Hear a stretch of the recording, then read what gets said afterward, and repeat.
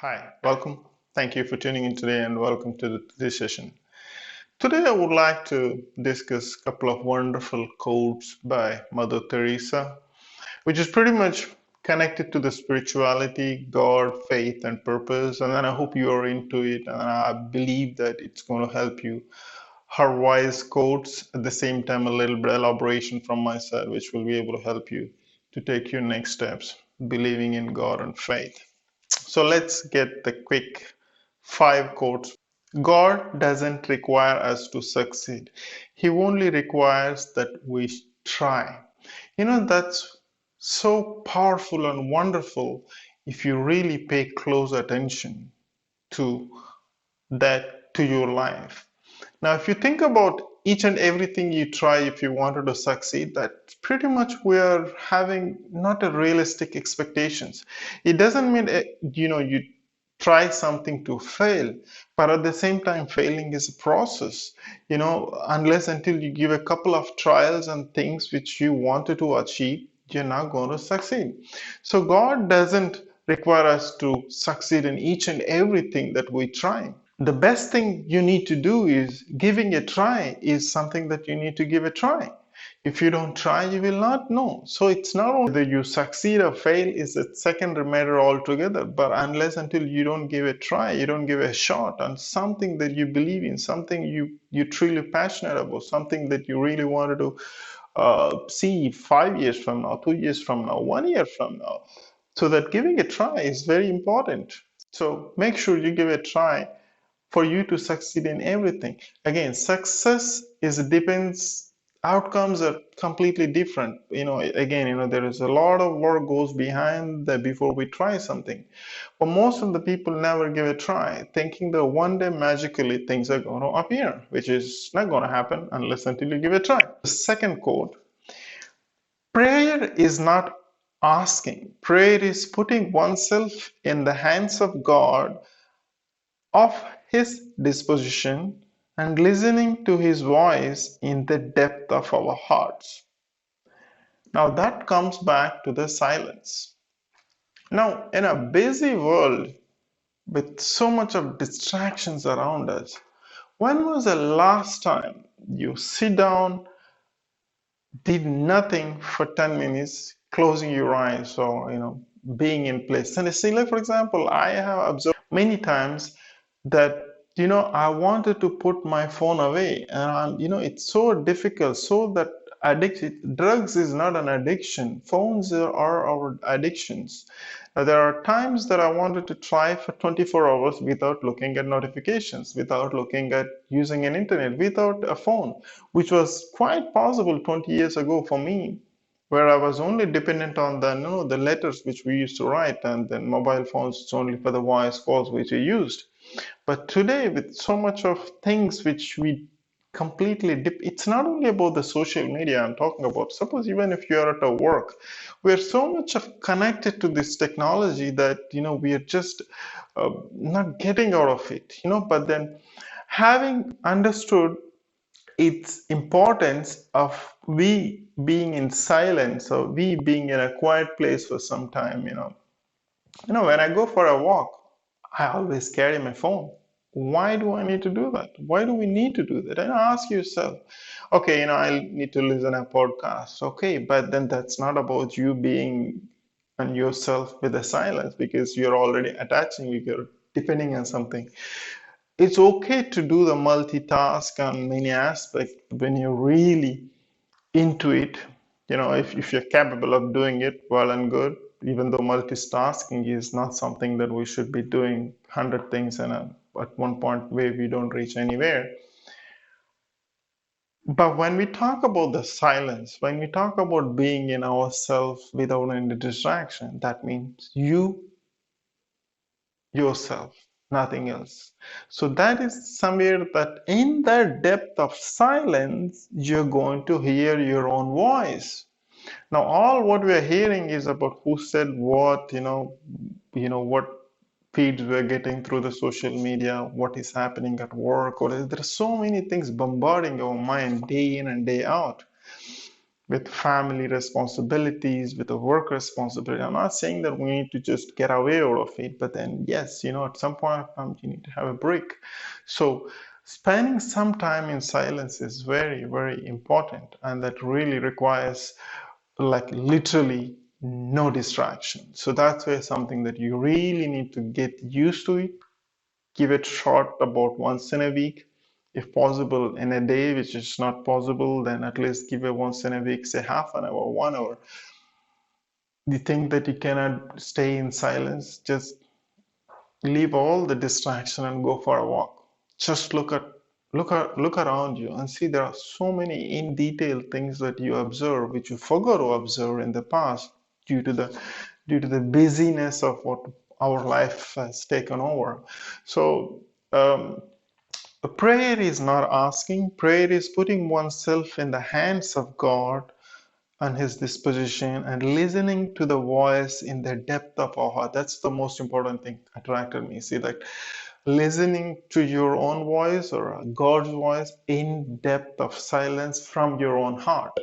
Now, if your distractions, if your mind is bombarded with 100 things, you're pretty much not going to get any ideas. I think inside in the silence, in the depth of the silence, is where you're going to get some creative ideas. Creative ideas could be from the main source, which is God. That's one way of looking at it. The simple path, again, it's coming back to the silence. Silence is a prayer. Prayer is faith. Faith is love. Love is service. The fruit of service is a peace. Now, this is, as we discussed, it's Mother Teresa's quotes. It's one of the books what she had mentioned. The simple path. Silence is a prayer. So again, silence when you deep down yourself, you don't have to sit in a closed doors where you don't need to get distractions, because unless until you calm your mind down, that's coming back to the meditation. Calm your mind down. Whether you close your eyes, you open your eyes, you're going to be bombarded with a lot of thoughts, which you cannot control, obviously. But like everything else in your life, with practice and persistence, you get better in everything what you do. Now, the silence is a prayer. The prayer is a faith. Why do you do a prayers? Most of the time when we connect the prayer is asking for something. God, give me this. God, give me that. Give me that job. Give me that promotion. Give me that car. Give me that house. Give me my kids. Give me, heal my health. Yes, these are all part of it, but then that's not a prayer. That's a demand. You just it's same like you're applying for a job. You're asking a prayer for something to get better. I'm not denying the fact things. There are certain difficult situations we need to let the God deal with. Let our prayers take over. The things can heal by itself. Of course, we are human beings, and then we have desires. We go through certain time pains and the pleasures.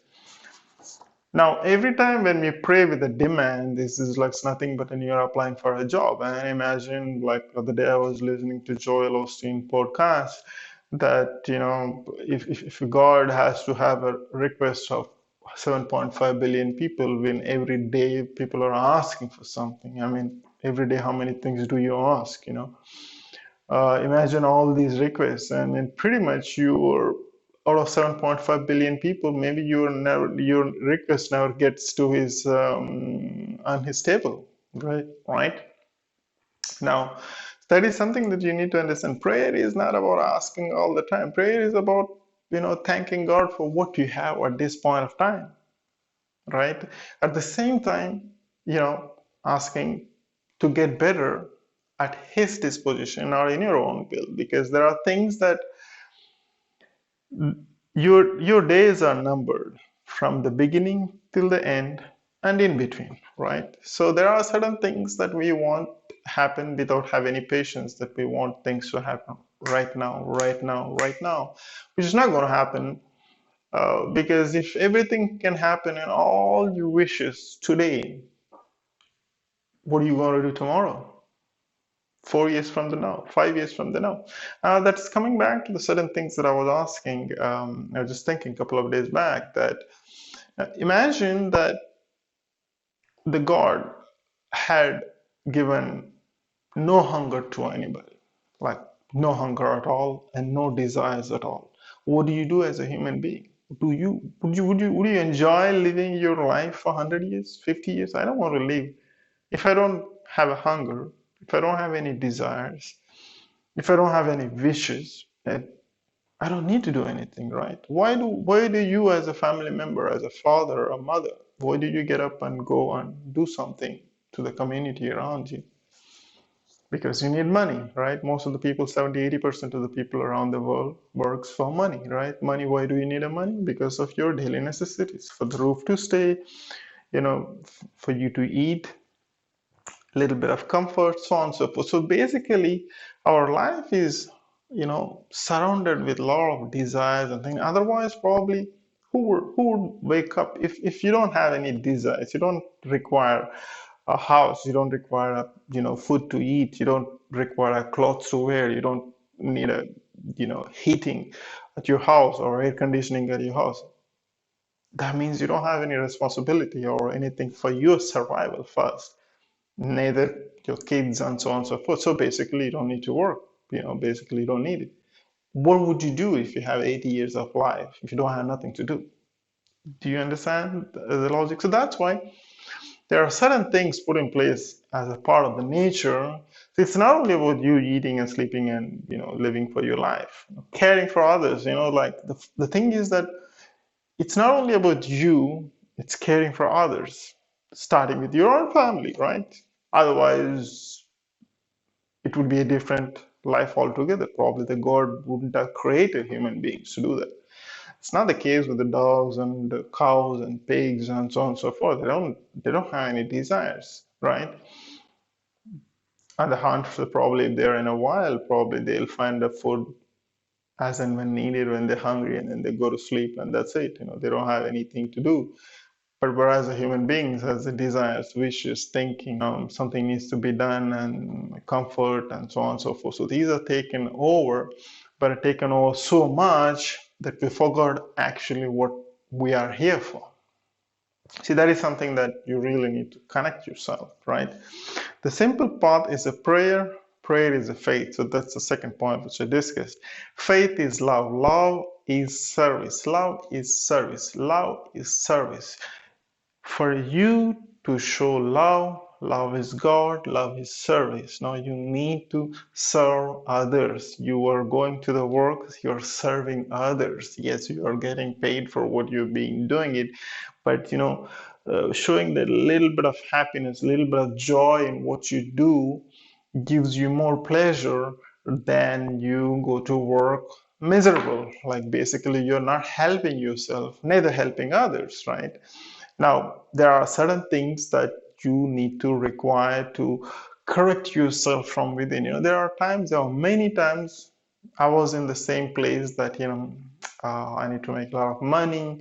Yes, money is part of it. The desires will never stop. It's keep bounding. Today I'm making $100,000. That will not be enough in 10 years from the now. Then I aim for 1 million and then for 10 millions. It never stops, basically, because today I have, say, BMW. Tomorrow I need a Bugatti. Like my Lucas says, one day you need a ride driving Volkswagen, and that probably in 10 years down the line you would need a Lamborghini or a Bugatti. So never stops. Today's $100,000 house is good thing for you. Probably 10 years from the line down the line you need a house with 10 million with 10 bedrooms and so on and so forth. So but this is all comes back to when you understand your purpose. Now, we come here with nothing, we're going to go from here nothing. So all you need to understand, boss, for me to live 80 years with me, my family, say family of 4 or 6, considering your mother, your closest family, so on and so forth, how much money do you need? Once you cross that power, when you go beyond that, then what do you need to do? Help others. You don't need to wait. One of the quotes what Mother Teresa said, that you don't need to wait how many numbers in a bigger scale I'm helping.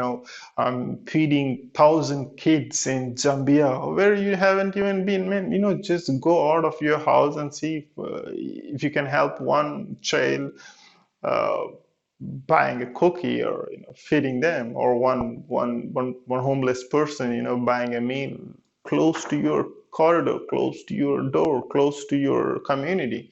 You don't really think about 10,000 people or 1,000 people or 1 million people you're going to help one day in 20 years from now. When you have a million, who knows, probably you won't be even alive. If today is an opportunity for you to make a small difference for one person, that's what you should be doing it, because that's what gives you joy. And on the process, if you manage to do in 10 years down the line, 15 years down the line, to help 1 million people, so be it. There, that time, you're there, you have the capacity to do it, and then you are able to do it.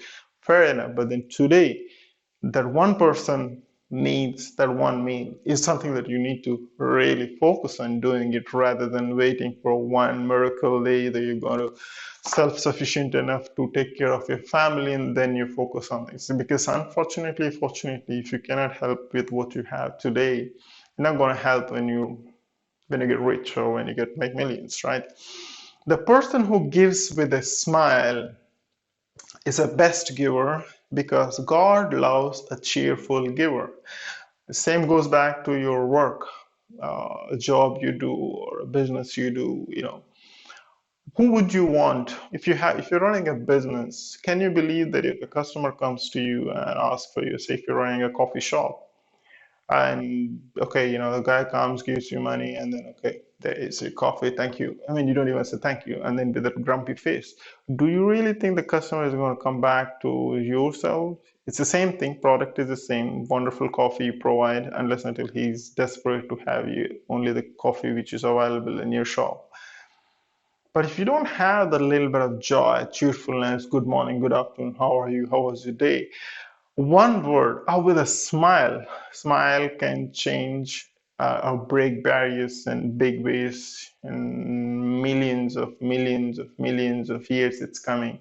Smile, love, joy. The smile, the small smile can change impressions, irrespective. You never know. In Mother Teresa always say, smile is the best thing that you can give it to the person on the street. You never know, the smile can help the person who had a bad day, who had something really, really things which is not going well. That small smile can save that person, or give that little bit of joy that the world is beautiful around anyways, other than their own internal problems which they're going through. So it's very important for us to understand, uh, you know, giving something with a smile. Be it your work, you go to work, there are colleagues you're working. I've been working for the last 20 years. I was the same, I was like, okay, man, I need to go to work, come on, another day, that's actually not helping anybody else. Well, probably you're doing your job and getting things done, but then there are people you're interacting, 10, 30, 20 people during the day, wishing them good morning, good afternoon. Okay, in hospitality, we do this automatically. But are you applying the same thing when you go home? Are you applying on the way? Are you applying, uh, the daily other interactions you're having is most important, because the today matters. Not 10 years from, not 30 years from now, not 1 month from now, not even tomorrow. Today matters. Today, what you do matters. So, whatever the opportunity, wherever you're in, that's where you're supposed to be today. Now, unfortunately, today you cannot decide, right? Okay, now, I want to be a CEO in 10 years down the line, but that's coming there. When you reach there, you do whatever you're supposed to be doing at the time. But then today, if you're managing one person or two persons, so you are all by yourself, selling a coffee, selling a book, selling a flowers, be that today, give that wonderful joy to the person who is purchasing any services from you, because that's what is required. The love is in details. The joy is in details. The success is in small details you do day in and day out. So what you do today matters most than what you're about to do 10 years from now. So I hope that helps. A life not lived for others is an art life. Never worry about, we discussed about this. Never worry about the numbers. Help one person at a time. If you can always start with one person near to you, this is the best thing that you can do. The person who gives with a smile is the best giver because God loves cheerful giver. The simple path, silence is a prayer, prayer is a faith, faith is love, love is service, the fruit of service is a peace. That's something that we are always wanted. What do you need at house? If you have 100 distractions which is happening at your house, in your family, do you really have a peace within yourself, or you don't have a peace in yourself?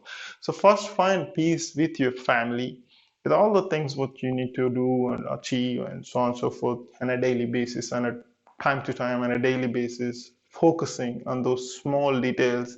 Now, when you're overflow with the joy or peace within your family, then you start with the next family, next family, next person, and then that's how you build. So, like I really like the quote what Mother Teresa had mentioned once, that I cannot change the world, but I can take a small pebble and I can make that a small ripple and a small with a small pebble. That's all the best I can do.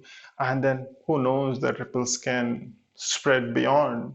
You know, if that happens, well and good. Or else at least you're making the impact, and that one person next to you, being the joy that one person next to you, bring the happiness that one person next to you. It could be your wife, your mother, your father. It could be starting with your kids, your family members, close family members. That's where you need to focus. That's where you need to start. I really hope that helps for you to think different and bring some of the best course which was given. This is not only the best, this is a five, and then if probably I can connect a couple of quotes in coming videos, and I hope that helps for you to put these things in practice in your life and for you to do better in what you do, and most importantly, making an impact first with your family given today, and then taking to the next levels and next level in coming years ahead. I hope that helps for you to do better in what you do, and then stay well, stay blessed. Thanks for watching. Take care and have a wonderful day ahead.